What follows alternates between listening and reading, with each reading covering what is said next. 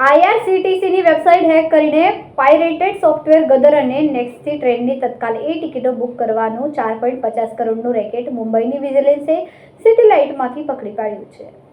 આ એજન્ટ ઘરે લેપટોપથી ticket online બનાવતો હતો. તેને પકડવા વિજિલન્સના સ્ટાફે તત્કાલ ટિકિટના સમયે સિટી લાઇટ મેક સમરન એપાર્ટમેન્ટમાં તેના ફ્લેટમાં સર્વે કરવાના બહાને છાપો માર્યો હતો.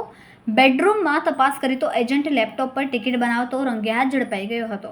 સાથે એક મહિલા પણ સામેલ હતી. વિજિલન્સે લેપટોપની તપાસ કરી તો ગદર સોફ્ટવેરથી 12 ખાતાઓમાં 2.88 કરોડની 3600 તત્કાલ ટિકિટો બનાવી હોવાનું સામે આવ્યું.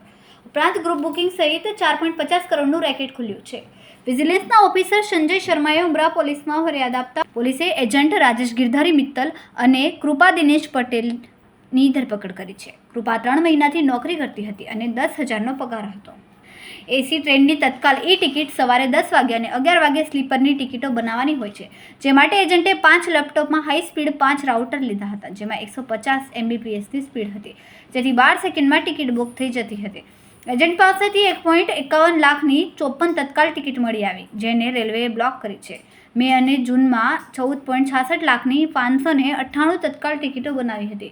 4 ઈમેલથી યાત્રીઓની ટિકિટ મોકલતો હતો અને પેમેન્ટ ઓનલાઈન લેતો હતો. કેમેરામેન સેનિલ વિરાણી સાથે વિશાલ છેઠા, માનવ પ્રભા ન્યૂઝ, સુરત. અમારા વિડીયોની નવી અપડેટ મેળવવા માટે સબસ્ક્રાઇબ કરો માનવ પ્રભા ન્યૂઝ ચેનલને. બેલ આઇકન ક્લિક કરો લેટેસ્ટ વિડીયો સૌથી પહેલા મેળવવા માટે.